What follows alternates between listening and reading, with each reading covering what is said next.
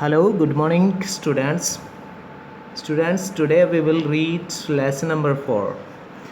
अभी lesson number 4 अभी इसमें कहता है in the kingdom of fools. In the kingdom of fools मतलब कि मूर्खों के साम्राज्य में। किंगडम साम्राज्य ऑफ फूल्स, मूर्खों का। अब इस स्टोरी में क्या होता है कि स्टूडेंट्स की एक गुरु और एक उसका डिसाइपल, उसका शिष्य होता है, और वो दोनों घूमते घूमते एक राज्य में आ जाते हैं जहाँ का राजा मूर्ख होता है। ठीक है। और वो आखिरकार मतलब किसी मामले को कोई उसके राज्य में कोई केस हो गया, उसको सुलझाते सुलझाते और वो उस गुरु और शिष्य दोनों के ऊपर आ गिरता है। किस तरीके से वो इससे अपना पीछा छुड़ाते हैं। So let us read the story.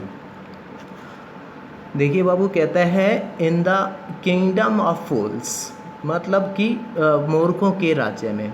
कहता है कि it is believed that fools are so dangerous that only very wise people can manage them. कहता है कि ऐसा विश्वास किया जाता है कि जो मूर्ख आदमी होते हैं उनको सिर्फ बुद्धिमान समझदार आदमी ही उनको नियंत्रण में करते हैं। Who are the fools in this story? इस कहानी में विश्वसनीय या अच्छे आदमी कौन है? What happens to them? और उनके साथ क्या होता है? कहता है कि इन the kingdom of fools both the king and the ministers were idiots. इस राज्य में राजा और मंत्री दोनों ही मूर्ख होते हैं। They did not want to run like the other kings. और वो दूसरे राजा की तरह अपना राज्य नहीं चलाना चाहते हैं। So they decided to change night into day and day into night. इसलिए उन्होंने दिन को रात में और रात को दिन में बदलने का फैसला किया। दे ऑर्डर्ड, उन्होंने आदेश पारित किया that every one should be awake at night, कि प्रत्येक कोई आदमी रात के समय जागेगा। टिल देयर फील्ड्स, अपने खेतों का काम करेगा। एंड रन देयर बिजनेसेस, और अपने दूसरे काम व्यवसाय करेगा। ओनली आफ्टर डार्क मतलब अंधेरा होने के बाद। एंड गो टू बेड, और सो जाएंगे। As soon as the sun came up, जो ही दिन निकलेगा तो सब सो जाएंगे। कहता है कि anyone who disobeyed would be punished with the death. और कहता है कि जो भी इस आदेश की अवहेलना करेगा उसी को क्या किया जाएगा, मतलब कि उसको पुट टू द डेथ, उसको मार दिया जाएगा। कहता है कि the people did as they were told for fear of death. और लोग मृत्यु के भय से ऐसा ही करते थे। The king and the ministers were delighted at the success of their project. राजा और मंत्री अपने प्रोजेक्ट मतलब अपने टॉपिक या अपने मतलब योजना को सफल होते देखकर वो बड़े खुश थे। One day uh Guru and his disciple arrived in the city. एक दिन एक गुरु और उसका शिष्य शहर में आ गए। It was a beautiful city, ये एक बड़ा सुंदर शहर था। It was a broad daylight, और कहता है कि it was a broad daylight, कहता है कि और दिन का प्रकाश था। और कहता है कि but there was no one about, वहाँ कोई नहीं था। एवरी वन वॉज स्लीप, प्रत्येक कोई सो रहा था। नॉट आ माउस स्टेरिंग, एक चूहे के भी हिलने की आवाज़ नहीं आ रही थी।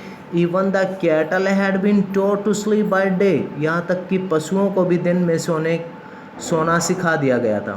The two strangers were amazed by what they saw around them, और दोनों अजनबियों ने चारों तरफ देखा जो उन्होंने वहाँ पर पाया। एंड वांडर्ड, और घूमने लगे अराउंड द टाउन, पूरे कस्बे में। टिल इवनिंग, सायंकाल तक घूमे।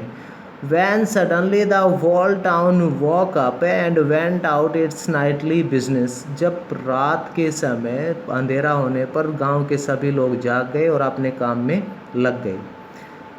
कहता है कि the two men were hungry, दोनों आदमी भूखे थे।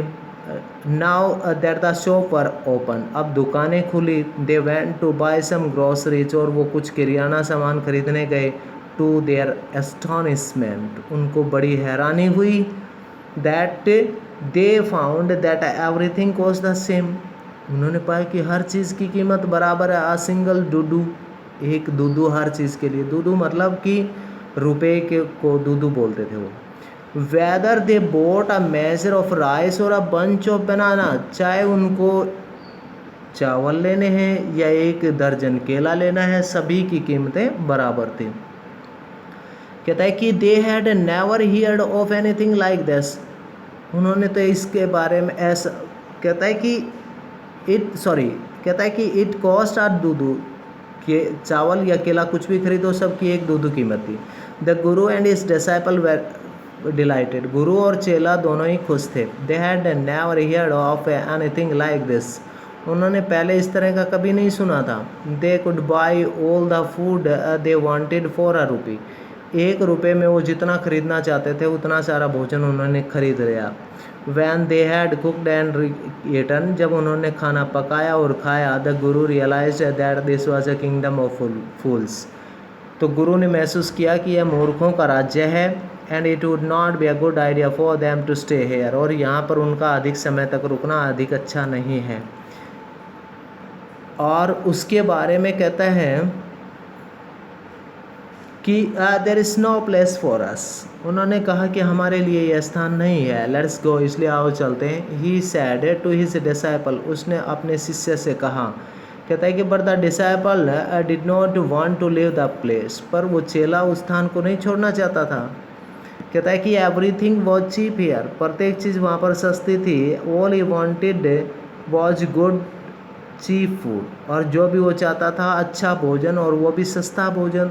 द गुरु सेड, गुरु ने कहा, दे आर ऑल फूल्स, ये सारे मूर्ख हैं। This would not last very long, यह अधिक लंबे समय तक चलने वाली बात नहीं है। And you can not tell what they will do to you next, और आप नहीं कह सकते कि वो आगे आपके साथ क्या कर सकते हैं। But the disciple would not listen to the guru's wisdom, पर शिष्य ने गुरु की बातों को नहीं ध्यान से सुना। कहता है कि ही वॉन्टेड टू स्टे, वह रुकना चाहता था। The Guru finally gave up, आखिरकार गुरु ने उस स्थान को छोड़ दिया। एंड सेड, और कहा, डू व्हाट यू वांट, करो जो तुम्हें करना है, मैं नहीं रहूँगा यहाँ। आई एम गोइंग, मैं जा रहा हूँ। एंड लेफ्ट, और चला गया। द डिसाइपल स्टेड देयर, वह शिष्य वहाँ पर रुक गया। ईट हिज फिल एवरी डे, जी भर के हर रोज़ खाता। बनानास, कभी केले। एंड घी, कभी घी। एंड राइस, और कभी चावल। एंड वीट, और कभी गेहूँ। मज़ा आ गया पूरा कंप्लीट।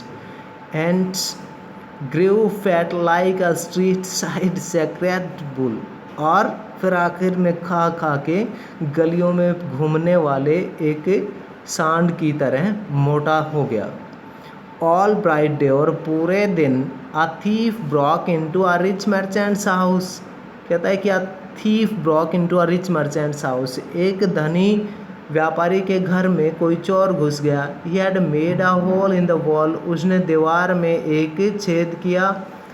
एंड स्नेक्ड इन, और अंदर घुस गया। And he was as he was carrying out his loot, और जो ही वह अपना चोरी का सामान, लूट होता है चोरी का सामान, चोरी का सामान लेकर निकल रहा था।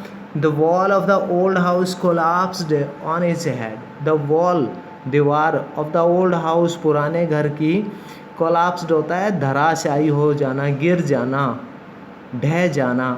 ऑन हिज हेड, उसके सिर पे गिर गए। And killed him on the spot, और वह वहीं पर मर गया।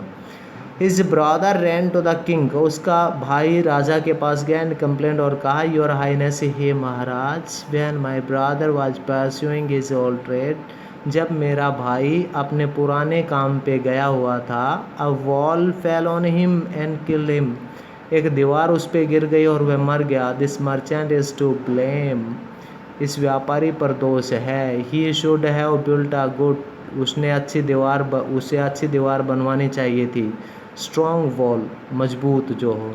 You must punish the wrong door, आप पनिश, सजा दें। द रॉन्ग डोअर होता है गलत काम करने वाला, आप गलत काम करने वाले को सजा दें। And compensate the family for the injustice, and, और कंपनसेट होता है मुआवजा देना, द फैमिली, परिवार को, फॉर द इनजस्टिस, इस अन्याय के लिए परिवार को मुआवजा दें। द किंग सेड, राजा ने कहा, जस्टिस विल बी डन, न्याय किया जाएगा। डो नॉट वरी, चिंता मत करो। And at once summoned the owner of the house, और तुरंत ही उसने घर के मालिक को समन भेज दिए। कहता है कि वैन द मर्चेंट अराइव्ड, जब व्यापारी वहाँ पर पहुँचा, the king asked question him, राजा ने उससे पूछा, व्हाट्स योर नेम, आपका क्या नाम है। सच एंड सच, जो भी है। योर हाइनेस, महाराज। Were you at home when the dead man burgled your house, कहता है कि जब यह चोर आपके घर में घुसा, जब यह चोर आपके घर में मरा तो क्या आप उस टाइम पर घर पे थे? यस मिलॉर्ड, हाँ महाराज। ही ब्रोक इन, वह दीवार तोड़ के अंदर घुसा। And the wall was weak, और दीवार कमज़ोर थी। इट फेल ऑन हिम, यह उस पर गिर गई। द अक्यूज्ड प्लीड गलती, और कहता है कि द अक्यूज प्लीज्ड गलती, और यह इस तरीके से मतलब एक उसने अक्यूज होता है मतलब कि अपराधी होना, गलती मतलब गलती होना, ठीक है, यानी मतलब अपराधी ने अपना अपराध स्वीकार किया। Your wall killed this man's brother, आपकी दीवार ने इस आदमी के भाई को मार दिया। You have murdered a man, आपने एक आदमी को मार दिया। यू हैव टू पनिश, आपको सजा दी जाएगी। लॉर्ड, हे महाराज, सेड द हेल्पलेस मर्चेंट, उस निसाय व्यापारी ने कहा, I did not put up the wall, मैंने दीवार नहीं बनाई। It's really the fault of the man who built the wall, यह उस आदमी की गलती है जिसने दीवार बनाई। He did not built it right, उसने इसे सही नहीं बनाया। यू शुड पनिश हिम, आपको उसे सजा देनी चाहिए। हु इज़ दैट, वह कौन है? माई लॉर्ड, हे महाराज, this wall was built in my father's time, यह वॉल दीवार मेरे पिताजी के टाइम पर बनी थी। आई नो, मैं जानता हूँ। द मैन, उस आदमी को। Is an old man now, अब वह एक बूढ़ा आदमी है। ही लिव्स नियर बाय, वह यहीं कहीं रहता है। The king sent out messenger to bring in the bricklayer who had built the wall, कहता है कि the king sent out messenger, राजा ने संदेश वाहक भेजा, और कहता है कि किस बात के लिए? To bring the bricklayer, उस ब्रिक लेयर यानी मतलब ईंटें बनाने वाले के पास, मिस्त्री के पास भेजा हुआ हैड बिल्ट द वॉल, जिसने की दीवार बनाई थी।